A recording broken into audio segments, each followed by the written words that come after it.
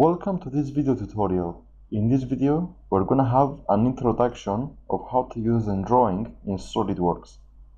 In order to generate a drawing in SolidWorks, you have to have an existing 3D model.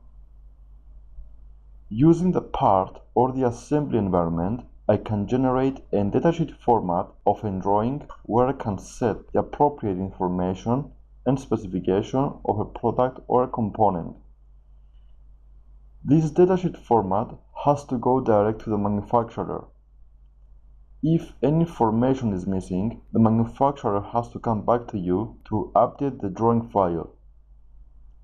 So you have to make sure that every dimension or cross-section detail view is available to make manufacturer's life and yours easier. And BOM, Bill of Materials, will also be covered in this course, which can be used to generate quotations and offers. So in this tutorial, we will see how to create a drawing for a component or an assembly and how to create a billing of materials.